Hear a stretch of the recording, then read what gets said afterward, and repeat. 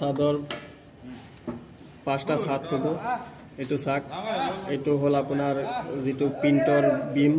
এইটো হ'ল first beam ফাৰ্ষ্টত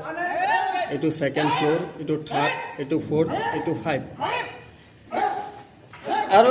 যদি 5 তলা বিল্ডিং দিয়ে কলম কিমান সাইজৰ কলম দিব লাগে কলমত কিমান ৰড দিব লাগে সেই বিষয়ে আমি আজি ক'বলৈ ওলাইছো এতিয়া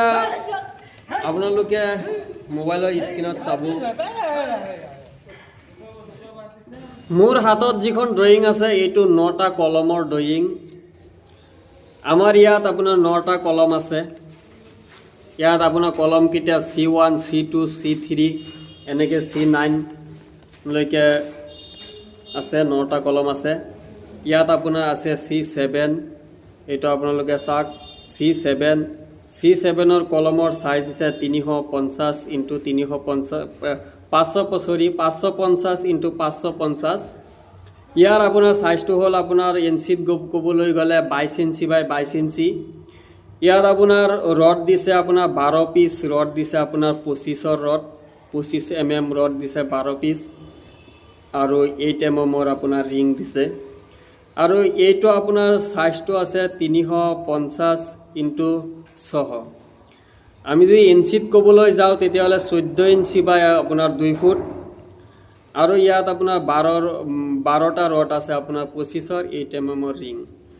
এইটো পুছ আছে আপোনাৰ C4 আৰু C8 আৰু এইটো সাইজটো একেই ইয়াত 25 আছে 4টা 8 mm আছে আপোনাৰ 20টা ইয়াত আছে আপোনাৰ C1 C5 C6 আৰু এইটো আছে আপোনাৰ সাইজটো একেই 350 × 600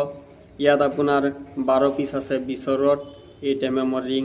এইটো আপোনাৰ C2 C3 C9 দিয়া 9টা কলমৰ কলম